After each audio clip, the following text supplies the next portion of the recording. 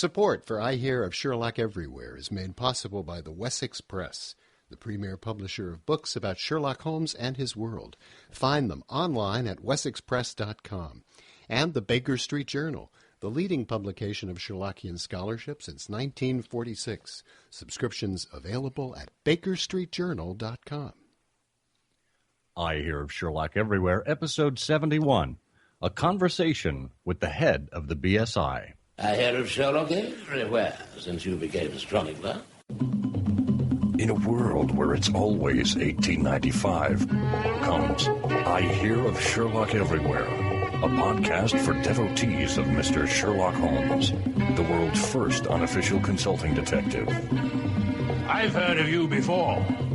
You're Holmes the meddler, Holmes the busybody, Holmes the Scotland Yard Jack in office. The game's afoot as we discuss goings-on in the world of Sherlock Holmes enthusiasts, the Baker Street irregulars, and popular culture related to the great detective. As we go to press, sensational developments have been reported. So join your hosts, Scott Monty and Burt Wolder, as they talk about what's new in the world of Sherlock Holmes. You couldn't have come at a better time!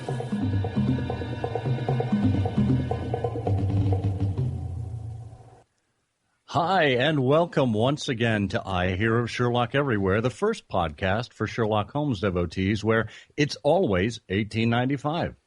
I'm Scott Monty. Yes, you are, and I'm Burt Wolder, and I stand by it. Excellent. Glad to hear things haven't changed much since the last episode. No, well, I sit down occasionally, but most of the time I stand by it. Well, we're delighted to welcome you here to another rousing rendition of I Hear of Sherlock Everywhere. We have some treats in store later in the episode. We know our previous episode was quiz-tastic with the Baker Street Babes as we worked our way through a Jeopardy-style game show. If you haven't heard episode 70 yet, do yourself a favor, take some time to listen to it. It's a lot of fun, and you might even learn something. There we go. We're always learning things here, and I think one of the best things about our shows, we keep hearing this from our listeners time and again, is when we have on guests. And it's one thing to hear Bert and I rambling with each other. And this is the first show we will have recorded after the passing of Tom Magliozzi, half of the Car Talk duo, Click and Clack, the Tappet brothers. And we've heard of the show being referred to as Car Talk for Sherlockians. I think you referred to it as that. Isn't that right, Bert? I think you referred to it like that. Was it me? It was my brother. Don't read Sherlock Holmes like my brother. That's right. But and we'll have a little tribute to Tom later in the show. Indeed we will. And we have some other gems in the latter half of the show. But first, yes. I think what we're delighted to do is to welcome another guest. As you tell us, you love it when we interview people. Well, this is a return guest, and I'm trying to think. We've had only a handful of guests who have been on more than once. And as you know, Bert, we've covered things to do with the Baker Street irregulars. This is not the official BSI podcast, but we have covered a number of BSI business-related items. Yes. We had Mike Whelan on episode 14 and 15 to talk about the BSI proper. We had Tom Francis on in episode 53 to talk about the BSI Trust, the archives at the Houghton Library at Harvard. And then we've had on Bob Katz and Andy Solberg to talk about Golden Passage and Irregular Stain, two books from the BSI manuscript series. So we do have these gems of shows that relate to official BSI business, and you can't get much more official than we are about to get, as we welcome back to the show none other than Wiggins himself, Mike Whelan. Mike. Gentlemen. Yes, he's there. Gentlemen, question mark. I've never told you how much I love the I Hear of Sherlock Everywhere. What a great name for a broadcast. Well, thanks. I haven't mentioned it, and I wanted to suck up to you so you would really get me tangling all over myself tonight. So that's fine. It's usually supplicants that are buttering you up, Mike. That's right. This is a nice change. I don't react well to that, as you know. I've noticed. Yes. Oh, well, welcome back to the show. Yeah. Thank you. Welcome I'm back. happy to be back. So it's been about, I think, 6 or 7 years since you've joined us. It's funny. I was writing down, trying to remember the last time, and I put down 5 to 8 years ago, question mark. So That is amazing. Well, you've got a pretty good memory. Doesn't seem that right? long ago. Yeah, well, for anyone. It looks like we were on with you in December of 2007. So coming up on the 7th anniversary. I'll be darned. Okay. So great.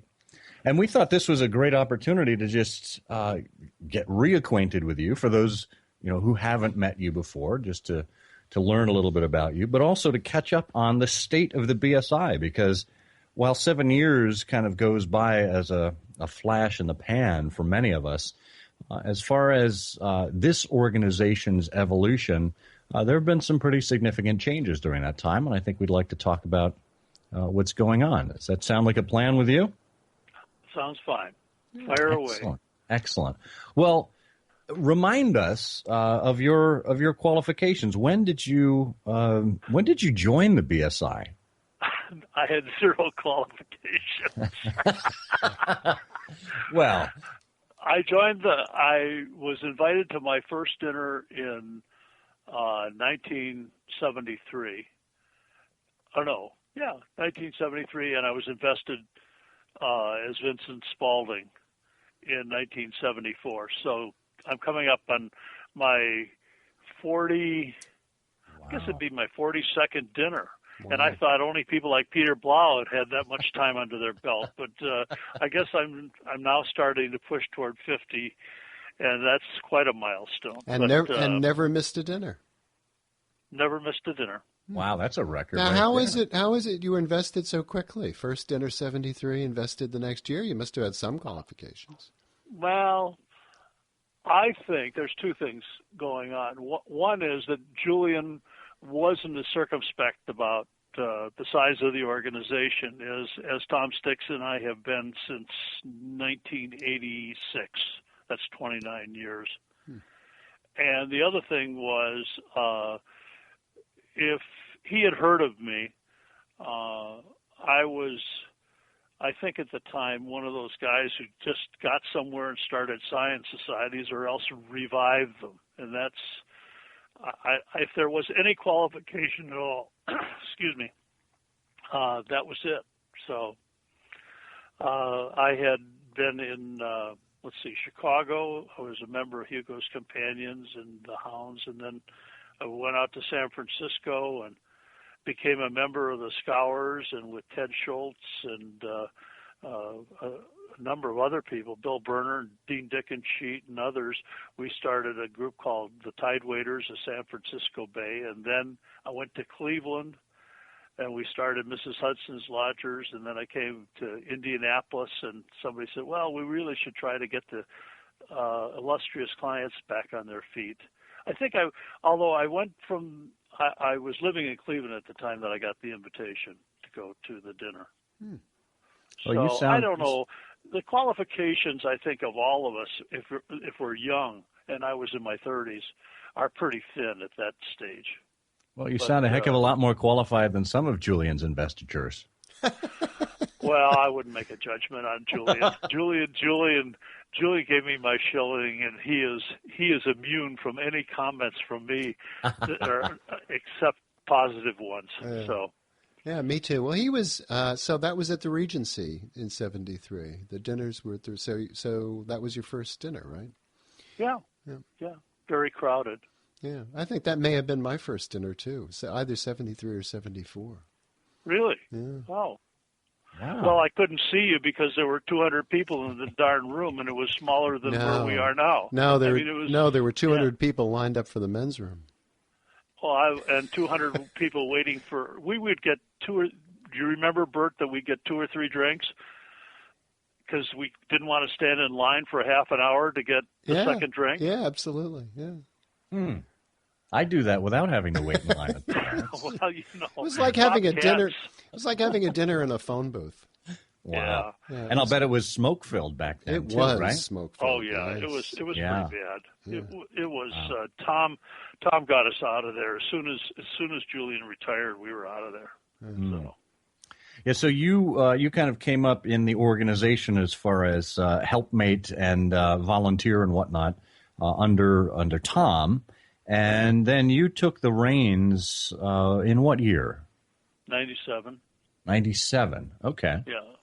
I mean, it was Tom's last meeting, so I wasn't running the meeting until 98, but he named me as his successor in 97. Now, was that a surprise to you? Honestly, no. It might have been, but Tom took pretty seriously his successor, and he had health problems. Right. For many years, including thyroid cancer and a whole bunch of stuff. I mean, he had physical problems, but he was a very tough guy. And about 5 years before that time, he and Dorothy and Marianne and I, my wife, Marianne, and Dorothy, his wife, were traveling up to a CIA dinner. And I can remember it. I mean, we sat down to get a bite to eat before we headed in to Rhinebeck. I think it was Rhinebeck. Yeah. And he said, how would you feel if you were running the BSI? And that was when I was surprised. I wasn't surprised in 97 because this was like 95 years earlier. And so. And what did you say to him? I said yes. But when he said, "How would you feel?" What was your reaction? I've always loved the organization, but I never thought I'd run it. Yeah. Because when he was asking me to do a lot of things, I was running a corporation in New Jersey, and I just. It was a 80-hour work week, and he'd ask me to do things, and I'd say, "Gee, I wish I could, but I just can't." Yeah. And then finally, then I retired from corporate life, and Marianne and I bought a business on the Eastern Shore of Maryland, and that was in 88. So it was a couple years after, and then all of a sudden I had time free up. And then Tom asked me to do some stuff like you get the journal out of Fordham, which didn't want to do our BSI journal anymore, or BSJ, and did that, and some other things, and we started working together, and then. That 5-year period beforehand, he said, "How would you like to be?" But I did tell him I didn't want to have any. I was really adamant. I didn't want to have any office or anything like that. And Bob Tomlin was Cartwright at the time. Right. And I asked Bob if he would continue in his role as Cartwright, and that was a great favor to me because I didn't want the visibility. I wanted to be under the radar and just be able to look at things for a while. And at that time, I didn't have any idea if it was going to be 1 year, 2 years, 5 years, 10 years. I think Tom would have run the BSI till he was 95. So, I mean, there was no guarantee of anything except that he wanted me to be a successor. So it was interesting because if somebody knows that you're going to succeed somebody, all of a sudden they start paying more attention to you than the guy who's running the organization or gal, and then you're kind of in this supplicant thing that you were talking about earlier. I mean, it does crop up, and I wasn't really interested in any of that. So it gave me, as it turned out, 5 years of really kind of checking things out and saying, I mean, Tom was doing fine. It was just where I thought I might want to take the organization. Now, that's a long-winded way of answering. No, that's really helpful, actually, and it describes the psychology behind it and the considered thought that one would give, because a lot of times people see the changeover. I took a leave from Ford Motor Company earlier this year, and we had our own CEO succession. And the day that it happens, everyone thinks that, wow, this is a major upheaval, it's a major decision, but in reality, it's a decision that was made a long time ago, and the process internally goes on. So hearing your perspective on it, I think, is really important. So during that 5-year period, and when you finally did run your first meeting in 1998, had you developed a vision for the organization, or is that something that has been kind of fluid and evolving throughout your tenure?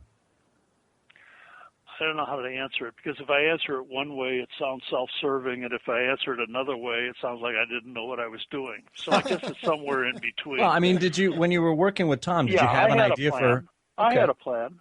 Okay. In fact, if you recall, in '98, I said there were 3 things that I wanted to discuss about it. I said, I think that we should think of ourselves more of a literary society. Right.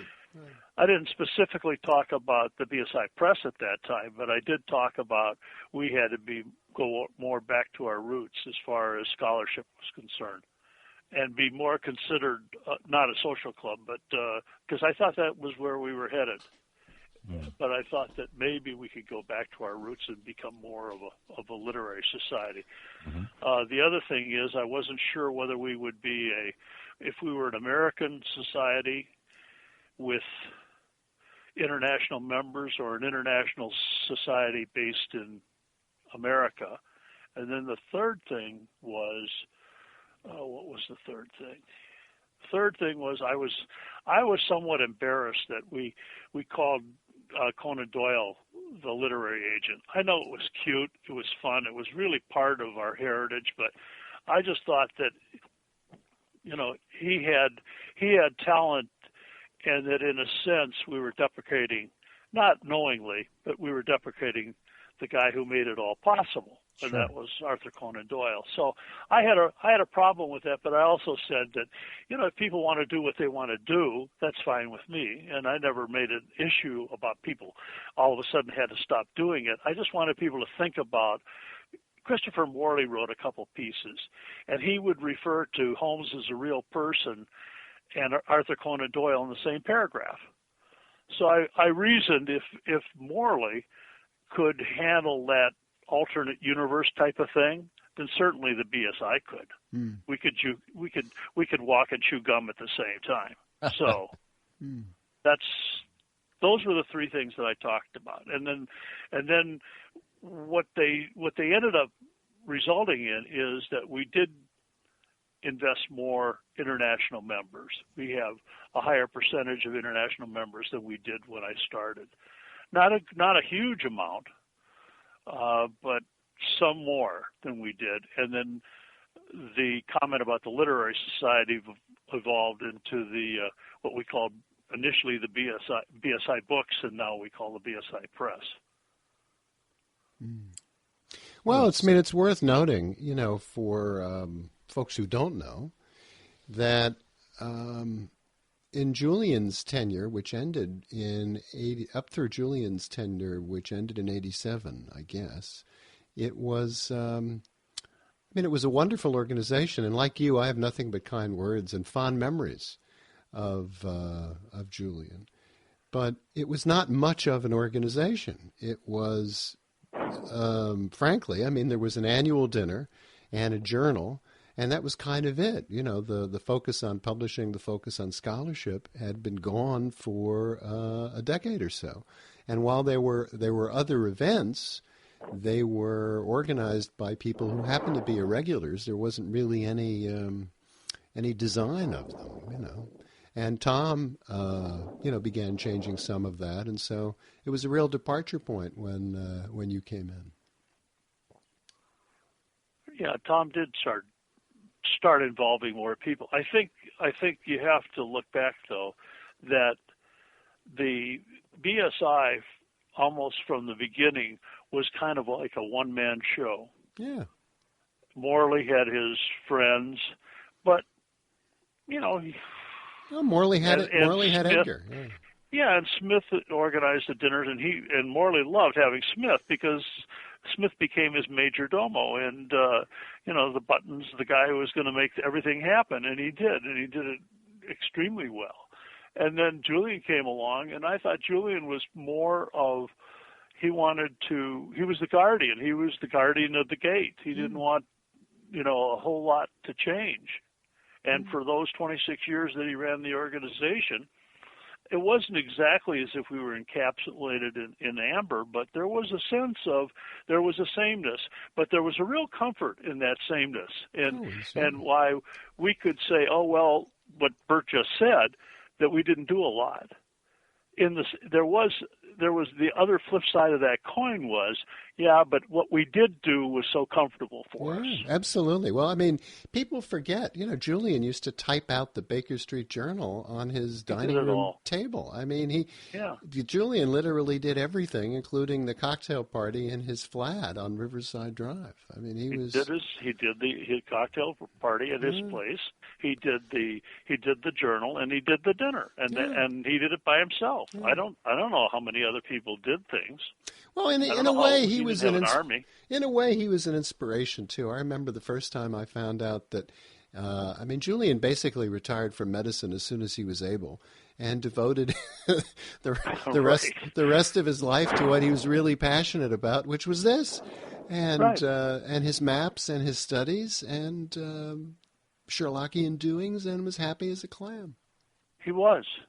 He really was. He was a happy man. Yeah, type up the investitures, paste things on other things. I mean, it's the secretary, the amanuensis, the administrator, and the leader, and the commissionaire. Yeah. I've said to people myself, I've got the best retirement job in the country. Yeah. I mean, but if you do have a passion and you love it, it is. I mean, it's the big bucks we get, of course, as we, how often we say that, and then it's just the joy of the organization itself. Yeah.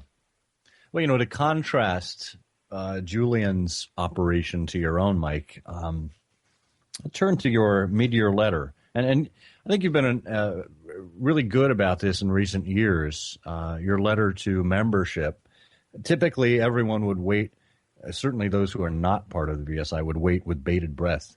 Late October, early November rolls around. You wonder if you'll get an invitation to the BSI dinner. But at the same time, just the announcement of the BSI weekend alone, because it means this extended weekend in the city where you can meet with friends old and new and center around Sherlock Holmes. It's always been like a second Christmas to many people.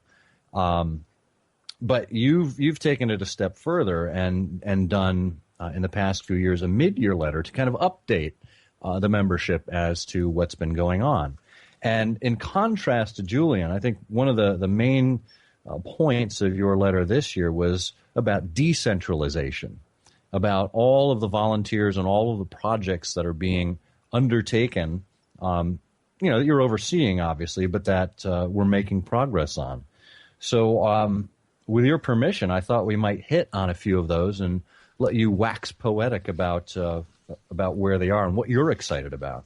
So why don't we start with the BSI conferences? This was really one that kind of piqued my interest. The fact that it was pulled out as a separate thing. Maybe you can talk a little bit about the history of BSI trips and about where we're going next. Well, happy to do it. Actually, it was a stolen idea. When I went over to England, I always thought the Brits are so fortunate because the majority of the stories were centered in England. I mean, there were a couple of things, like there were maybe two stories that were half centered in America, but there was no story. There were no stories in Scotland, and there were no stories in Ireland. They were all really centered in England, and so the English used to take these expeditions, and they'd go off, and they'd have papers, and they'd stay at some country inn. And I said, "Oh, that's really cool. You know, how can we do that?" So one of the things that we did, and it was Julian had done it once before. He had gone into Gillette Castle, and some years before, and I went on that trip, and I figured, well, gee, maybe we'll just start out going to Gillette Castle. And so we rented a bus, and we filled it up very quickly, about 50 people, and we took a run up to East Haddam, to Gillette Castle, had some papers, did a tour of the house, really enjoyed it. I mean, a lot. I loved it. I mean, I love the things probably as much or more than the other people who go. And then another year, we went over to Christopher Morley's Long Island, went to his little shack that's now the center of a state park. The knothole, right? The knothole, right. Although they had a lot of stuff pulled out of there. It wasn't, they didn't leave all of his furnishings but you had an idea what it was like. And we went to his gravesite and had a really nice dinner, I think at the George Washington Inn or something like that. And that worked out pretty well. And then in 2004, we wanted to take a more extended trip, and we ended up in Vermissa Valley at Jim Thorpe. Which incidentally was called Jim Thorpe because some newspaper guy stopped the train when the widow was taking the body of Jim Thorpe back to Oklahoma to be buried, and he said, "Well, how would you like to like to leave Jim here?" and for a sum of money, I don't know if it was $5,000 or $10,000 or whatever. She said, "Sure," and so Jim Thorpe was buried in Mauchunk, Pennsylvania, which was in the coal fields, and but they changed the name to Jim Thorpe. And so we had a conference that was centered there. We took over the hotel, the inn at Jim Thorpe, and then we had 2 days of papers, and we got buses, and we did all the tours. A lot of the places in the story, the Valley of Fear, were real. And so we got some descendants of the Molly Maguires. Now I'm really talking arcane stuff for the non-Sherlockian. They won't have any idea what I'm talking about. But we went all over there, and people really seemed to enjoy it. And so the next time we went to Salt Lake City and kind of replicate the trip in by the Mormons into Salt Lake City and Suddy and Scarlet. And we did the same thing there.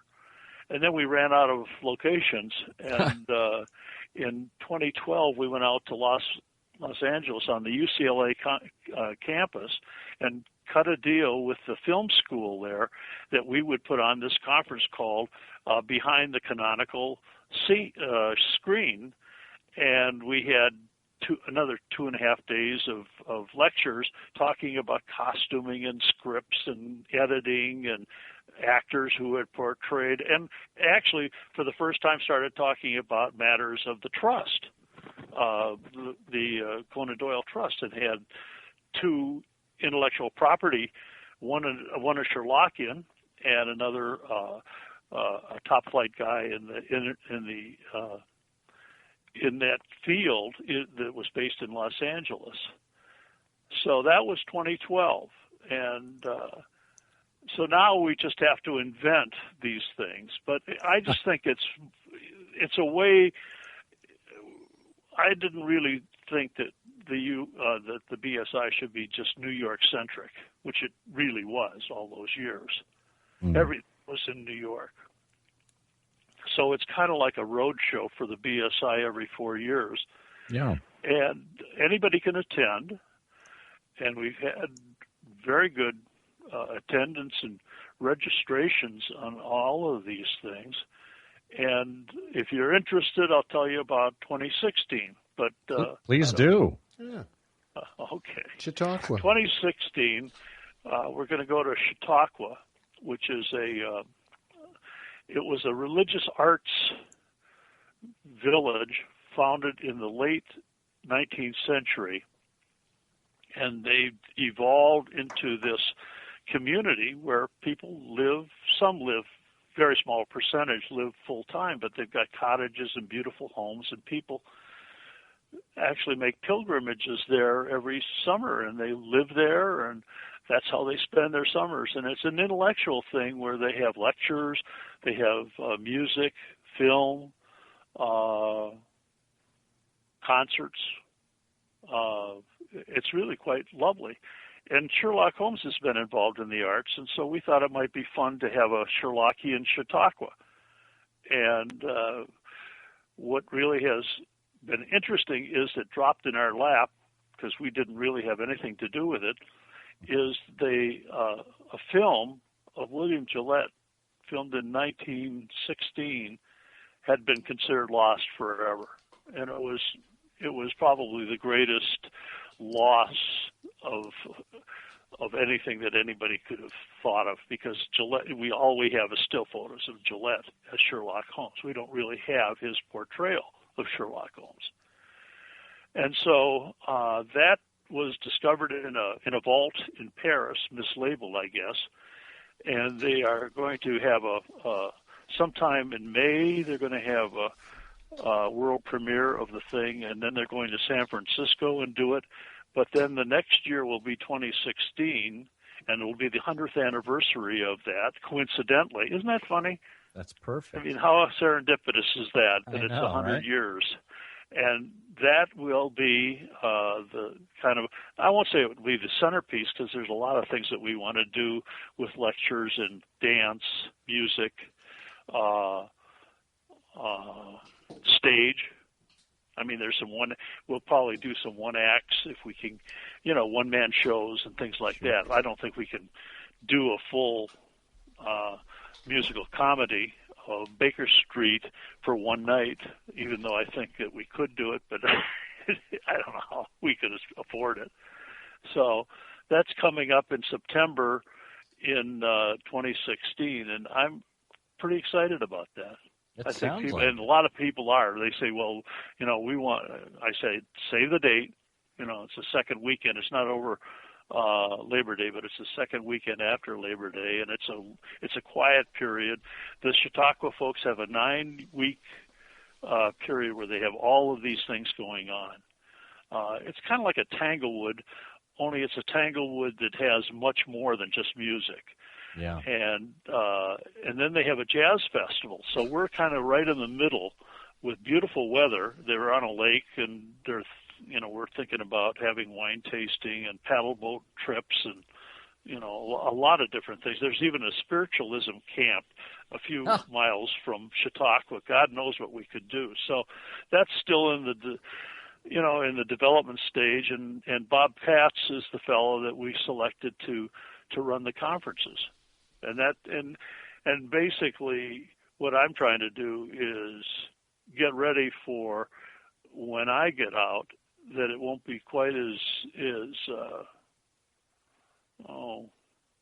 formidable, that we'll have really good people running the book business, the trust, people can pick up the dinner. There's 63 people that have worked on the dinner every year.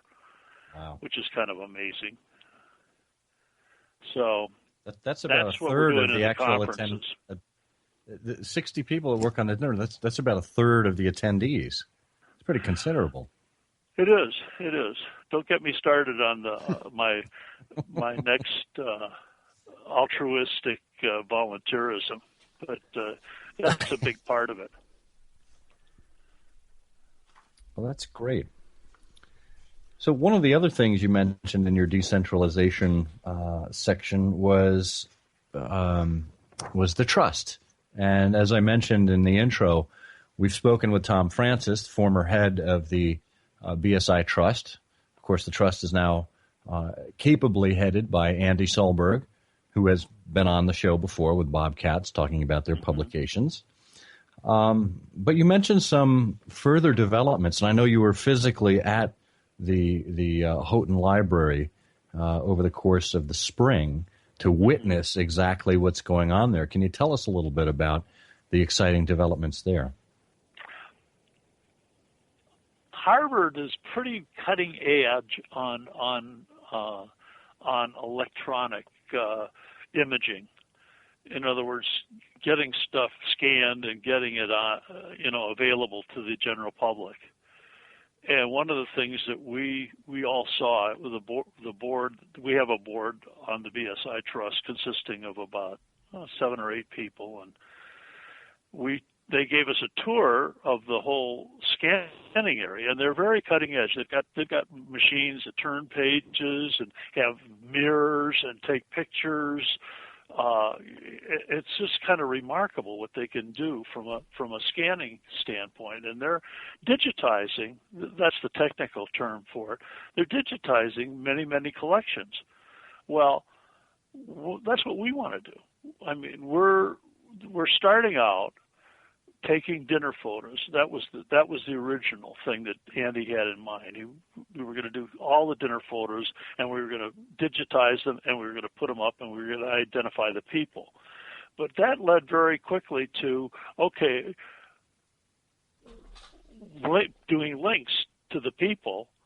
Now, this is, I can't say that it's a fait accompli, but the dinner photos are pretty much up in there, and they're just refining it now so that you can go to the BSI website for the trust, and you can pull up a dinner photo, lock onto somebody at a particular year or whatever.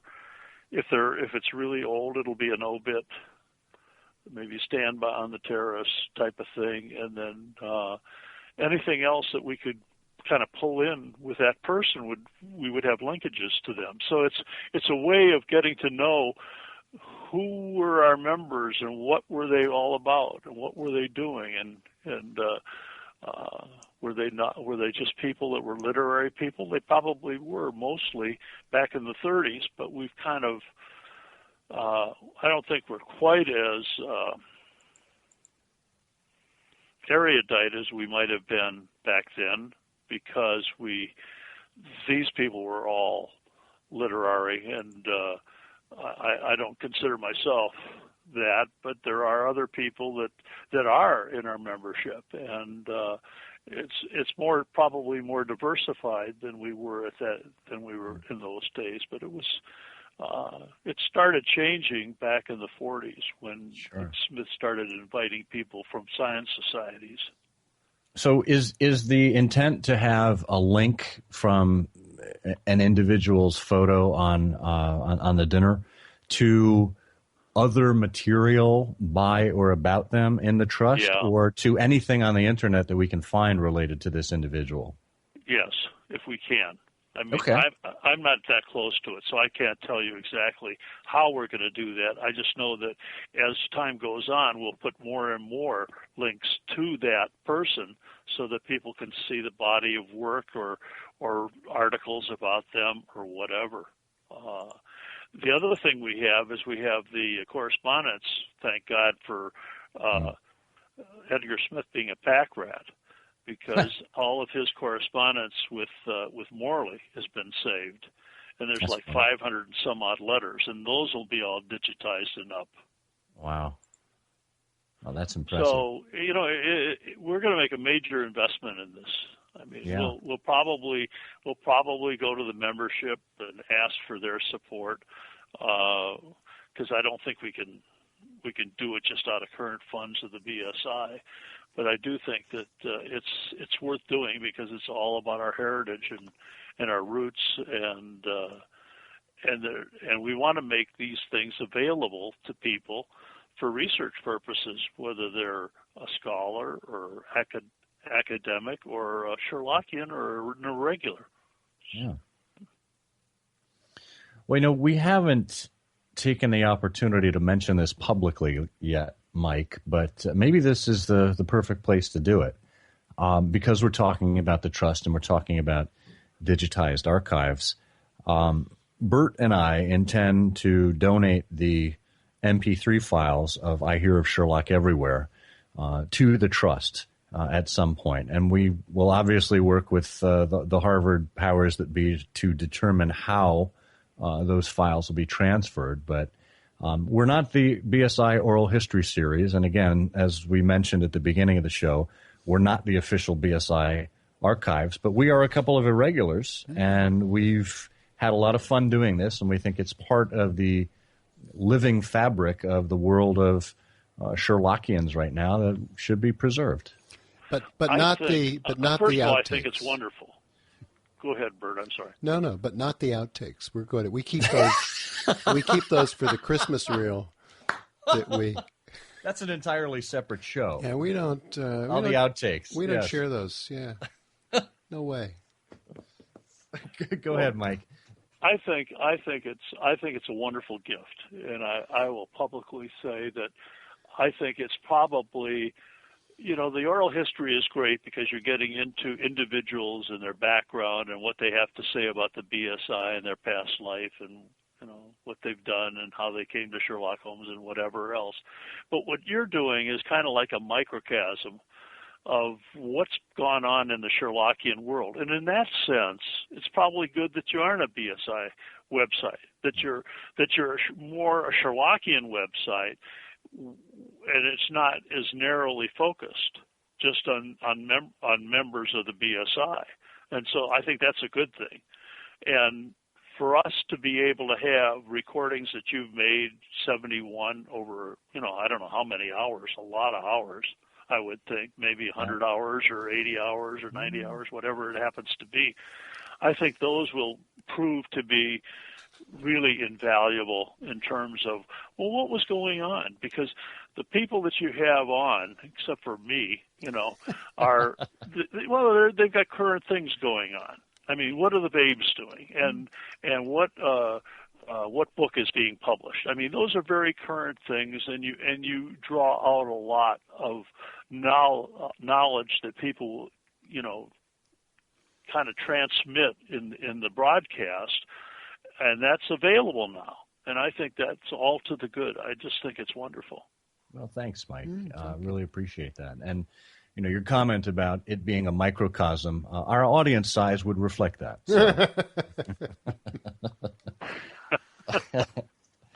We have a small but merry and dedicated band of enthusiastic listeners, and we are very, very grateful for them because they're the reason we keep doing this.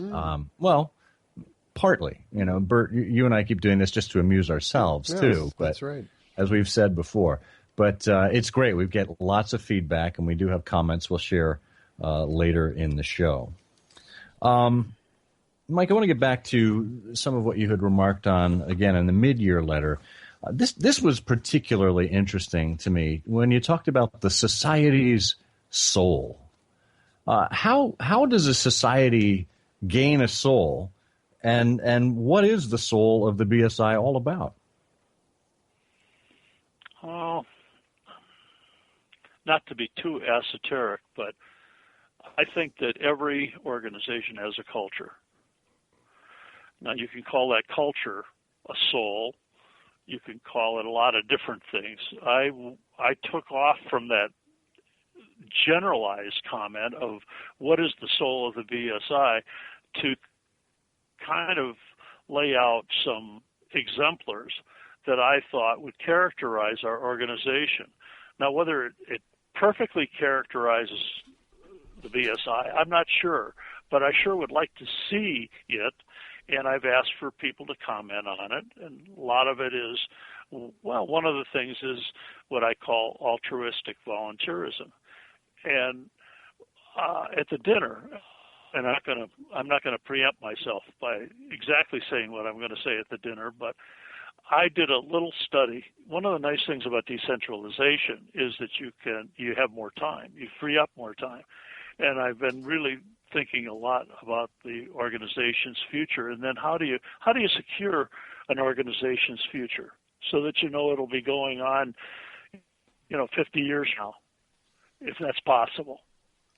I mean, 80 years is a long time for a literary society. and it's not unheard of. I mean, I'm involved in an essayist society in Indianapolis that's 137 years old. So I mean, these things can last, but I think there has to be some binding principles, tenets. I call them exemplars that draw people together. But I think the thing that really has struck me, and it was more of an unintended consequence. We didn't know we were going to do the trust back in '98, but very quickly thereafter it became clear that we wanted to save our heritage, and we had not set up anything anywhere to do this. And as it turned out, we did set up something at Harvard, and I'm sure you got into that with Tom Francis when you were interviewing him. Sure. And then we got into the book business, and then we got into the conference business, and the journal keeps bopping along, and the dinner continues, and all of a sudden it's like a five-legged stool. But what was interesting is that in developing the means to do it, it's all about people. And I would venture to say that for a private organization, I would stack our active involvement percentage against any organization. Usually it's just a few people doing something and everybody kind of just sits by and says, gee, isn't it nice that they do that? One of the, as I say, unintended consequences that I didn't know was the involvement of so many people. And as I say, there was 63 people that put on the dinner in one way or the other. Well, we couldn't do these things without these people doing it. Mm. And they do it for the same reason that you guys do. They do it for the love of it. And so it's really, that's probably something that excites me as much as anything. Yeah. I mean, you could talk about all the expansion of things that we do, but it took all these people to make those expansions possible and to run as well as they do. And it's really, the credit goes all to them. Yeah. Well, on culture, you're talking about the BSI's culture. I mean, we all three of us have spent time in different corporations, and it's quite typical in a corporation to have a set of value statements, a mission, a vision. And there is a certain sameness about all of those value and mission statements. For example, it's very hard to find a corporate mission statement that doesn't include innovation. It's hard to find one that doesn't include integrity. It's hard to find one that doesn't include helping the customer, et cetera, et cetera. But what you've proposed for the Baker Street Regulars is, a series of 10 points. And in your Halloween letter, your October 31 letter, you commented that, from this crowd, I would have expected some dialogue, and all I really got was attaboy. It would be nice to have some dialogue about this. And one of the things, you might think about is pulling together, some sort of a lunch discussion at some point to get some conversation going about it. Among the 10 points you proposed were the first one being scholarship. Promote and nurture the great game scholarship that began back in the 1920s. A diverse membership, not elitist. That's obviously, I think, a key point. Clubbable, kind, welcoming people. And this other point you've just mentioned, this what you call altruistic volunteerism, giving more than you receive, society above self. And then the other points include a joyful, whimsical environment, as we had at the annual dinner last year. Aspirational, not reactionary. I don't know quite what you mean by that. Not taking ourselves too seriously, having very high standards, being fiscally responsible, and what you described as societal and member Sherlockian charitable generosity. Well, Bert, I think aspirational, not reactionary. I think that's the BSI's way of saying innovation. Ah. Yeah, probably. I mean, as innovative as we can be, right? I mean, well, not reactionary is one definition of reactionary is you hate change, and aspirational means that you don't hate change and that you take advantage of opportunities that come along. The composition of the society in the 1980s, which Bert and I were involved in. I don't know when were you made a member, Scott? 2001 was my investiture year. Okay. I think my first dinner was 95. Okay, so in the 80s, it was all male, and then 25 years later, we are a fairly representative group of men, women, and then from all over the world. And so that's, in those 25 years, which includes Tom's tenure and mine, maybe that's actually 29 years, but it changed dramatically. And so our culture changed slightly, but I don't think for the worst. I think that if we wanted to encapsulate ourselves in amber, I think that there's a definite possibility that the organization wouldn't survive because it wouldn't keep up with what's going on in the real world. Well, it doesn't mean we can't have our culture and traditions and so forth, but there still has to be some recognition that the world does change around us, and we have to. I'm not saying we have to adapt, like a bunch of automatons, or I can't get the word right, but you know what I mean. Automatons. Thank you very much. That's from working at Ford. We'll know fix that. No, all those robots. That's robots. not the human ones. Well, actually, it was funny. Just last week, I heard they had to lay off 90 workers at the Chicago assembly plant, and just because of fluctuating capacity, and they did so via a robocall. What have we wrought? Oh, you mean everybody got a call at home, like not to come into work? An automated call. It said, you're off. Oh my God. Until further noted. That's brutal. Yeah. That's brutal. And I had the feeling that the guy that you were working for, the CEO, was pretty humanistic. But he's gone now, right? Yeah, he is, sadly. Yeah. Okay. But that kind of leadership, that kind of humanism, and that kind of aspirational mentality, it comes from the top down. It makes a difference in, the people that you're working with, and I think that's exactly what you're reflecting and you're seeing in the membership of the BSI, Mike.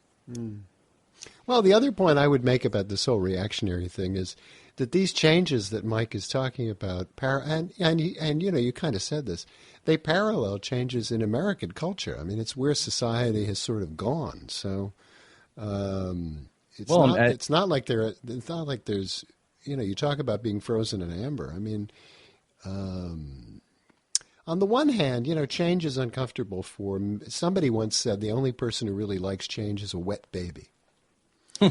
But on the other hand, these kinds of changes to be more inclusive, the participation of women, the adoption of other media, the welcoming of people from other countries, the expansion of publishing, I mean, it all sort of parallels where culture and society have gone in general. Yeah, and I don't think any of it has been drastic or sudden. It's been gradual, and I think, Mike, you've done an admirable job of balancing the respect for the origins of the organization with the need to, as you say, make sure we exist 50 years from now. And it's not easy. And I don't think a lot of people appreciate that fact. Well, that's a typical Mike, humble Midwestern kind of response. You own it, Mike. You're doing an admirable job with what can be easily described as an unenviable position. So I think what happens is you get a lot of people involved, and they have a stake in the society or our organization. the more the stake is and the broader the stake is, the more people feel that they're making a difference. If people make a difference, they feel good about what they do. Yeah, this sure. is an avocation. This is supposed to be fun. Yeah. I mean, what better to do something and enjoy your avocation more than you might if you were just going to a dinner and sitting down and listening for 3 hours and getting up and going home. Right. Yeah. So we've got the BSI weekend coming up in January, and we will have this show up before then, hopefully. Bert, I'll leave that to you and your editing skills. Mike, what's different, or what excites you about the BSI weekend in January of 2015? Oh. Well, it's going to be talking about all of the things that we're going to talk about. It's we're going to celebrate some anniversaries. Okay. We're going to have David Stewart Davies come back and regale us, and you start laughing right away. Well, that's a good thing. I can't wait. That's a good thing. Yeah. Yeah, and I'm going to go on the record here, Mike, because this is I can't recall how many times I've seen David Stewart Davies do some of his wacky performances. Yeah. Can we get your permission to record what he's going to do? Because I would hate for that to be lost to the ages. And I know the BSI is going to have official recording capabilities, but can we share that with our listeners? Yeah, I think that's fine. Don't do it live, but if you want to do it later, why not? Much later. We will do it right. You know what it is, though? To see him, it's true, is even better than to hear him. It's true. It's a lot of his shtick is visual as well as verbal. So good luck with that. I mean, I don't really have a problem. I don't think you should. You might not want to do the whole thing, but you certainly could do excerpts of the ones that you find the most amusing. Duly noted. Good. Duly noted, and thank you. So I'm sorry, I interrupted you. You said anniversaries. You said David Stewart Davies will regale us. Yeah, I mean, for those folks who've not been to the BSI dinner or seen David, I mean, one of the memorable things David has done, and of course David is an author, playwright, man of many hats. He did a one-man recreation of an episode in the Sherlock Holmes radio program with Basil Rathbone and Nigel Bruce, including the commercials. I missed that. I did miss that. Sure. I saw him do a one-man version of The Hound of the Baskervilles. Oh, really? Yeah, the 1-minute Hound? Yes. Yes. Yeah. Butterflies, I remember from that one. Yeah. And again, a very visual kind of gag. He's a very talented guy. Indeed. So? Well, it sounds like there's... Talk about Undershaw? Let's do that, because that's one of the reasons we actually got you on the show here. I know. I had the great occasion to find myself seated next to you in Philadelphia, of all places, at the Sons of the Copper Beaches last month.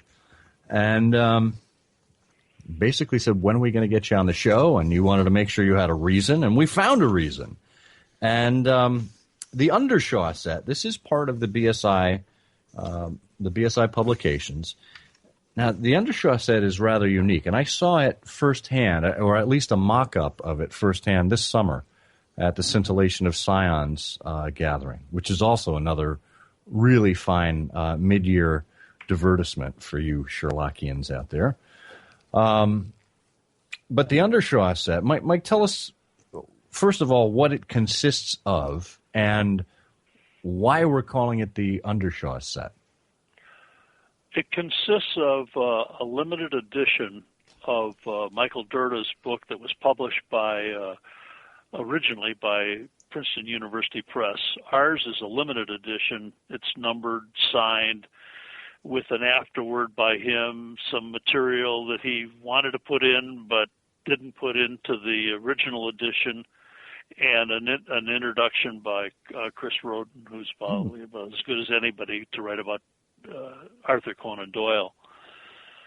And then there's a second volume called The Remarkable Characters of Arthur Conan Doyle. During 2009, which was Conan Doyle's sesquicentennial, there was something held at Harvard for a couple of days, but there was a one-day conference held and sponsored by the BSI, the illustrious clients, and the Lilly Library, the Rare Book Library at Indiana University, which is just down the road from where I live, an hour and a half. But and in it was we had the director, and we also had the emeritus head of the Victorian Studies literature program at IU, who had been retired, and his challenge was we were going to have papers exposing people not only to Sherlock Holmes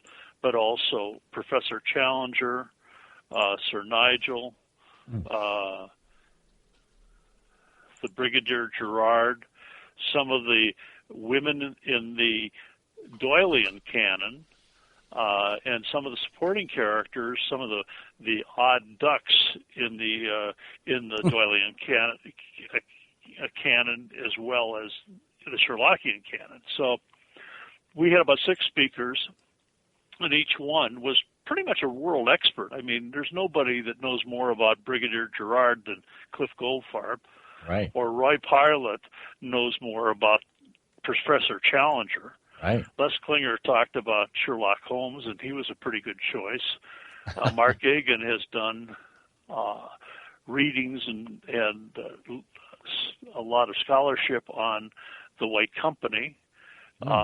Steve Doyle did a talk about the supporting characters in the Doyle stories, and then Susan Rice did one about women in not only the Sherlockian canon but also all the Conan Doyle stories. And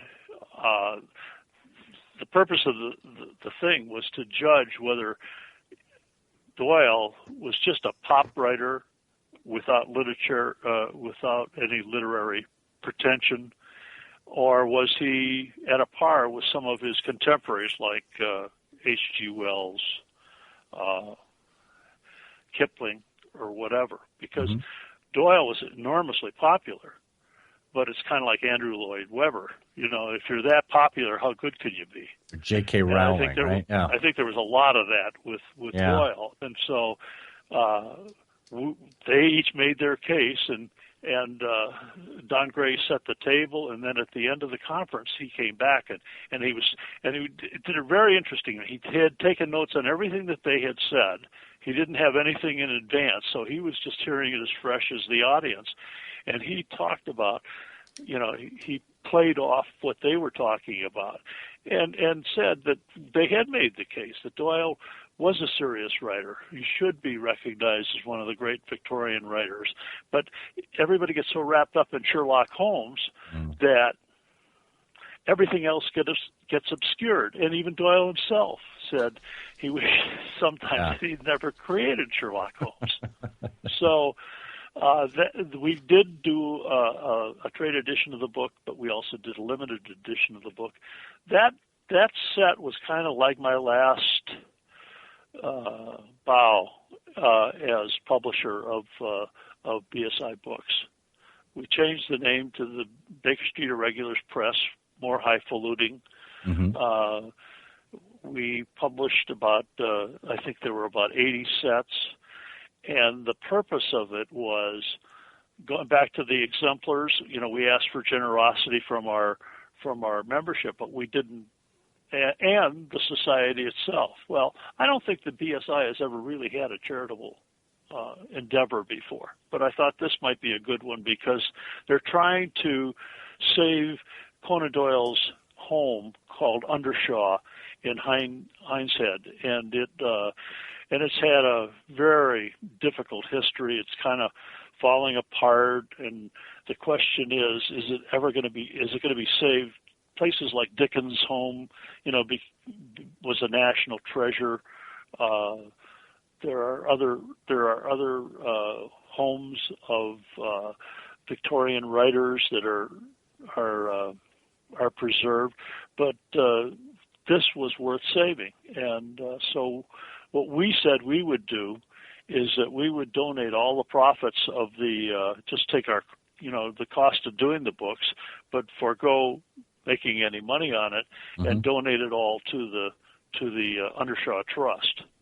And That's even wonderful. though they've had hard times and good times, and I can't tell you that this is 100% going to work, that they're going to save it. I think they will. They certainly have been persistent in doing it, but they deserve support, and certainly they've spent thousands of dollars and deserve to have somebody help them out with that. And I thought that should be us. So yeah. So it's $165 for the special limited edition, and there are only 80 of these sets that were produced. And there's probably 44 left. Oh my! We better get to work, folks. Yeah. If we could sell out, we're planning a trip over to England sometime mid-year next year, and I would love to be able to present a check to them for the entire amount. Yeah. And have it sold out. That's great. So, and it's really wonderful. We'll have a photo of it in the show notes. Really nice. It's a beautiful set. Purple slipcase and gilt illustrations there and lettering. Really nice. Really nice. So don't let Sherlock be the only one of Conan Doyle's homes to be remembered. There you go. Yeah. Well, Mike, thanks for taking the time to be with us. We're really looking forward to seeing you again in January. And as we do close out, I just wanted to note that at the end of the third quarter, Patriots versus Colts, it's 28-13, Patriots over the Colts. Gee, thanks a lot, Scott. Well, in another 2 or 3 years, you won't have Tom Brady, and we'll still have Andrew Luck for the next 12 years. That's true. Yeah. There's hope for us yet. All right. Great talking with you, Mike. A pleasure. Okay. Bye-bye. Bye-bye, Mike.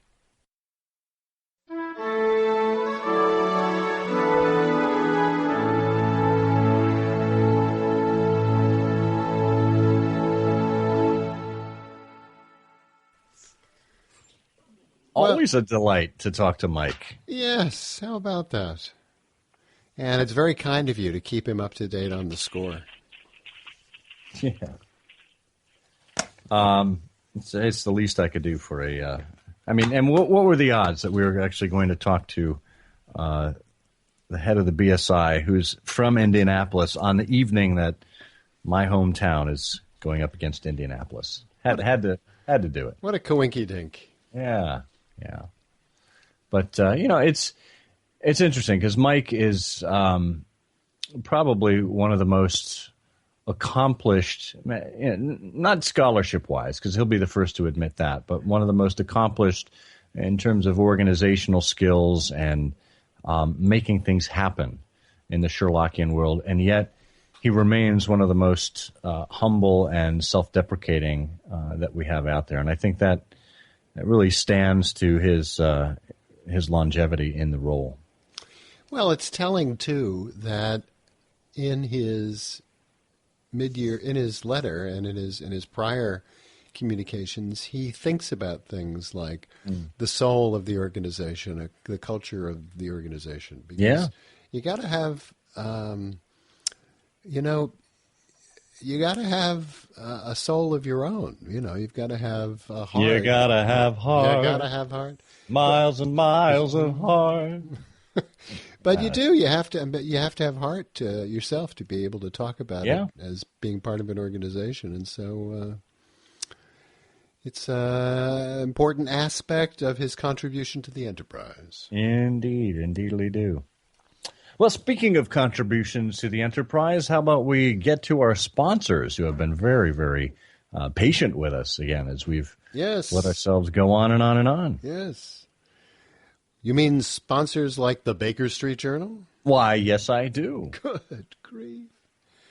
Yes, it's been going on forever and ever, and that beautiful yellow, well, not forever and ever, but since the 1940s, since 1946, and that beautiful yellow-bound journal can be yours, bringing you comfort in these chilly winter evenings. And you really should subscribe. In fact, take out a subscription for a friend, and because as we age, we're all going to get more forgetful, why not get a second subscription just for yourself? That way, should you mislay the one copy that arrives on the Wednesday, there'll be another copy arriving on the Thursday that, because of your diminished memory capacity, you can greet with total surprise. Think of that extra level of joy. And it's only, what, $39.95 a year? $39.95 a year in the U.S., yeah. Yeah, and if you want, add that extra contribution, make it an even $40. We'll take the nickel. It's your nickel, stop talking. And that also includes, because it is a quarterly publication, but it also includes the BSJ Christmas Annual. And this year, the Christmas Annual will be The Only Man Who Ever Got It Right, about Douglas Wilmer, who, of course, is a member of the BSI. He played Sherlock Holmes in, I think it was like 29 episodes for the BBC television in the 1960s. And, of course, he narrated a series of audiobooks where he read the canon, not the entire canon, but about 14 or so of the episodes. And, of course, he reprised his role as Sherlock Holmes in Sherlock Holmes' Smarter Brother. Yes. Did I ever tell you the story about how I met him at the airport? No. So in 1998, I think it was, Douglas Wilmer took a tour of the U.S., a promotional tour for those Penguin audio cassettes. And his first stop coming over from England was Boston. And of all days he chose to arrive in Boston, it was Patriots Day. Not Patriots as the aforementioned football team, but as in the day that Boston typically celebrates driving the British out of Boston Harbor. And here I was welcoming a Brit into Boston Harbor. I met him into Boston Harbor. Yeah, well, nearly, and a spot of tea. I met him, standing with all of the limo drivers there in Logan International Airport, and I held up a placard. And normally the placard would say, Wilmer. In your case, Bert, it would say Wolder. And normally where it would say Wilmer, I put in all capital letters, ugly 6'2" murderer at Keyhole. Which was the cue card that Thorley Walters used for Douglas Wilmer in Sherlock Holmes' Smarter Brother to tip him off. Oh, that's clever. No, I'm sorry, other way around. Douglas Wilmer used for Thorley Walters. Yes. And Thorley Walters' reaction after reading the cue card, I believe, was, Holy Jesus Christ! And then the next cue card was, Act naturally. Well, it's cold outside. It's cold in here. He didn't get that, unfortunately. When I stood there with that placard, he did not get that. But that is my Douglas Wilmer story. Oh, I like it. How nice. Anyway, if you had subscribed to the BSJ this year, you would have gotten that Christmas Annual as part of your subscription. I don't know if it's too late to try for it, but what the hell? Give it a shot. Yeah, it hasn't been mailed out yet, that's for sure. It has not, no. Very good. And we also have our good friends at Wessex Press for all of your pressing Wessex needs. They've, I don't know how much more we can implore you to buy from these fine folks. Everything they put out is absolutely top-notch, from the cover design to certainly the materials inside. Of course, on episode 69, we talked with Bert Cools about his BBC writing for the complete dramatized canon on BBC Radio. And you can find the full story from Wessex Press at 221 BBC. And I got my copy. That's good, yeah. They've also got The Watson Chronicles. It's an intimate novel of mystery, conflict, and personal revelations by Anne Margaret Lewis, involving your favorite crime doctor, Dr. Watson. So check those and lots of the other titles out on WessexPress.com. And of course, it wouldn't be an I Hear of Sherlock Everywhere episode if we didn't hear from our favorite sponsor.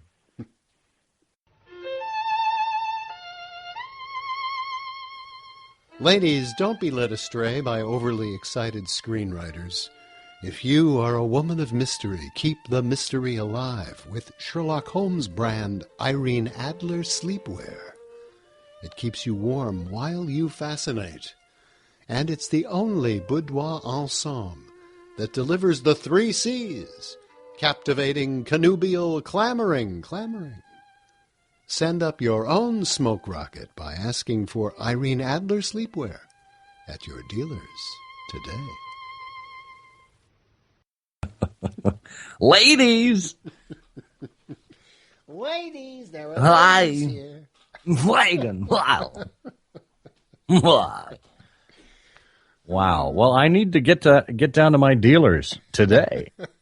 Yes, you do. Where would I find my local lingerie dealers? Well, you have to go to your local historical society, down into the basement where they keep the yellow pages, and look under L, I think. You can find it right before tea shops in your nearest 1965 Bell System yellow pages. Oh, dear. Well, that's good. You've outdone yourself this time, Mr. Wolder. Well, thank you. The problem is I have a basement full of this stuff in all sizes. I mean, when you start marketing this stuff, you got to get petite, you got to get small. I mean, when I first started into this business, it was normal sizes, 2, 4. Now the size is 0. I just talked to my Chinese supplier. He says the next size is going to be -1. Women want to be thinner and thinner and thinner. Oh, dear. Well, speaking of thinner and thinner, time draws on. Yes. And it seems to be casting an illumination, a yellowish illumination of gas.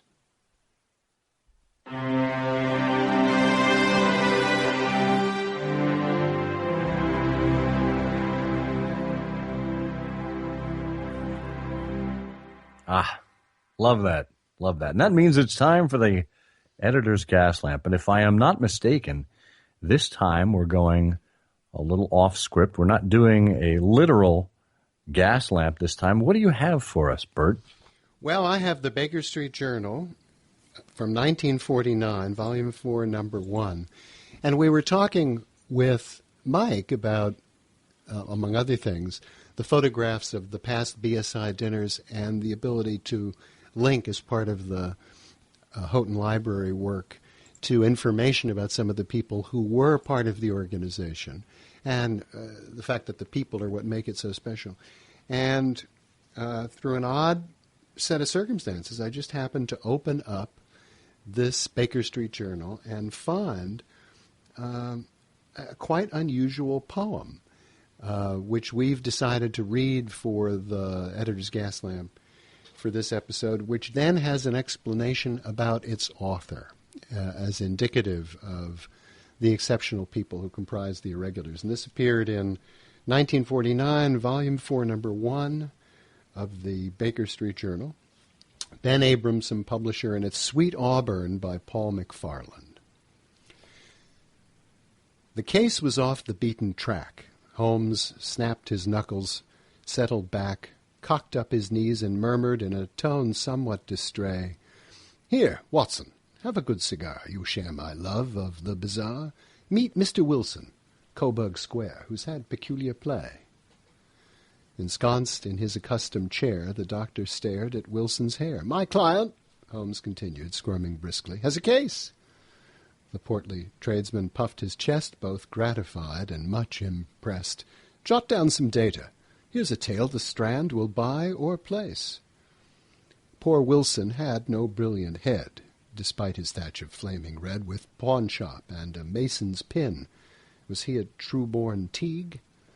He had, he told them, braved the mob and got a weekly 4-pound job magnanimously offered by the Auburn-headed League. To sponsor as the salt of earth all redheads, giving them a berth, appeared to be the League's erratic, altruistic way.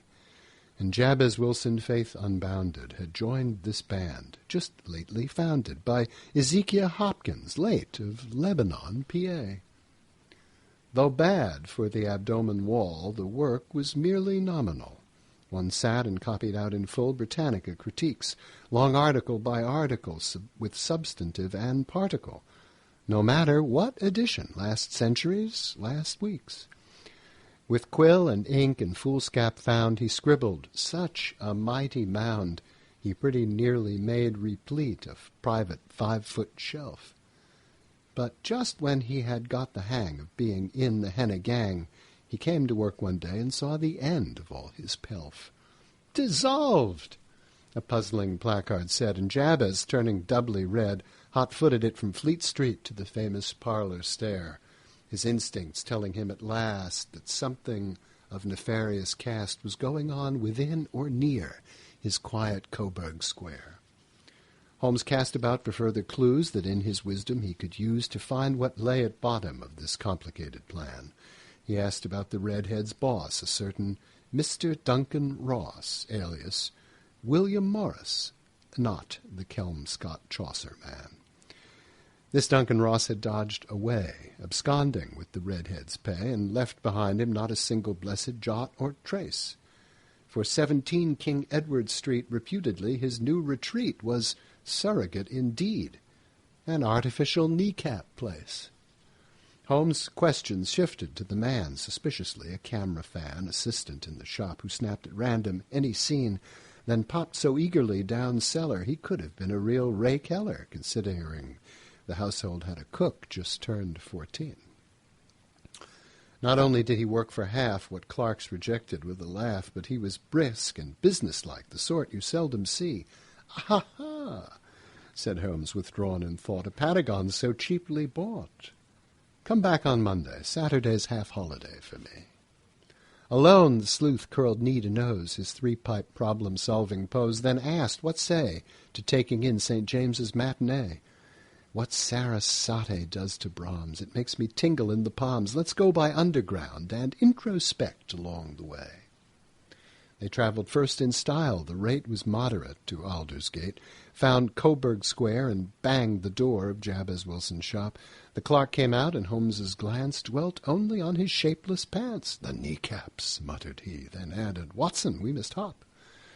They shortly reached St. James's Hall, took up an inexpensive stall, and Holmes, in languid ecstasy, beat time with long, thin finger, all unaware of clue and crime, until the final encore time, when Watson felt the need of food and begged him not to linger. They set a rendezvous for 10 to take inquiry up again. "There may be danger. Crimes in contemplation," Sherlock warned. "This business in Coburg Square is apt to give us quite a tear. A pistol in the pocket, man, need not be lightly scorned." Oppressed by his stupidity, good Watson, on his way to tea, tried hard to guess whom they might catch red-handed or red-haired. But home in Kensington once more, he parked his problems at the door, and comforted by cup and sandwiches no longer cared. Yet he was back in Baker Street, prepared for anything they'd meet at 10 exact, with firearms and fingers supple. He met 2 men, one Scotland Yard, his countenance and muscles hard. "We hunt our game," said Scotland Yard, as always, by the couple. "And well we may," Holmes interposed. "The criminal to be disclosed is head of his profession. He is Oxford by the text. His grandpapa's a royal duke. By spermatozoic fluke. He'll crack a crib one week and build an orphanage the next." The cabs dismissed, the questing four went through a sort of postern door descending to a musty vault somewhere within below. "Friend Wilson's lies beyond those planks. This cellar is the city banks," said Holmes, and all stood silent in the lantern's pulsing glow. Like everyone's in France, the banks is full of hoarded pre-war francs. The gold is good for teeth and rings, if not for current money. But hush! I think I hear a noise. "Ready, you guns, my hearty boys." And as he spoke, the flagging heaved, and up came Oxford Johnny. Holmes darted out with riding crop. The robber let his pistols drop. "No use, John Clay. We've found you out, your tunnel and your clerking. Holmes lectured him, "It never pays, you and your league in devious maze. We've got you now. We'll put an end to your quixotic larking." "How did you do it?" Watson cried. "I couldn't do it if I tried. Red hair and dusty kneecaps, then this final crushing coup."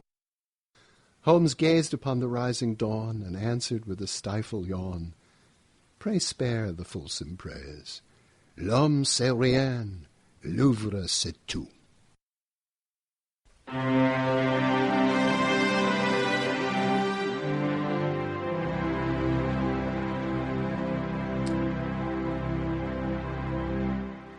Well, we should probably apologize because that was almost as long as actually reading the Adventure of the Red-Headed League. But here's the interesting part. So when you turn the page and you get to page 28 in the Baker Street Journal from 1949, you read this. Paul McFarlane, 1903 to 1948. So the author passed away at only 45. And here's what's written. Sweet Auburn, the eighth tale in verse to appear in these pages, was one of the last things Paul McFarlane wrote. Publisher, industrial designer, artist, authority on marionettes, and enthusiastic irregular, this affable and charming man who gave the journal its format and its graphic accoutrement died in Birmingham, Michigan on September 28th after a short illness. Mr. McFarlane was born in Detroit and was graduated from Columbia University in 1923. He became publications director for the Puppeteers of America and was the author of 2 books on marionettes and puppets. He was an illustrator for the Peter Pauper Press of Mount Vernon and the Limited Editions Club and Hastings House in New York City. He also published fine books in Detroit under the name of the Fine Books Circle. Mr. McFarlane designed the offices of the Henry Holt Company in New York. He was a member of the American Institute of Graphic Arts, and at the time he was stricken, was engaged in designing and laying out the blue carbuncle for the Baker Street Irregulars Incorporated. The world has lost a talented and a versatile artist, and the Baker Street Irregulars have lost a friend. Well, that's interesting. So he must have been a member of the Amateur Mendicant Society here in Michigan, which had its roots in 1946. I look on the list of irregulars, and he does not appear. He's called an irregular, but maybe that's by virtue of being a subscriber of the journal back during that time. But he is not listed as an investitured irregular. Yeah, it does say, and the Baker Street Irregulars have lost a friend. So that's a rather careful choice of words. I expect, although he's clearly an enthusiast, he was never invested, investitured. Oh, that's something. Well, maybe our avid listener and fellow irregular Chris Music, who is working on a history of the Amateur Mendicant Society, might be able to tell us something more about Paul McFarlane. So, Chris, if you're listening, consider the challenge. Well, and in addition to considering the challenge, maybe we should consider the time, since our shows are getting longer and longer, it appears. Well, let's not tarry any longer, and let's remind people that you, in fact, are Scott Monty, and oh no, wait a minute, I always get that confused. I'm Bert Wolder, darn it. And I'm Scott Monty, and together we say the game's afoot. You know, I'm afraid that in the pleasure of this conversation, I am neglecting business of importance, which awaits me elsewhere. Thank you for listening.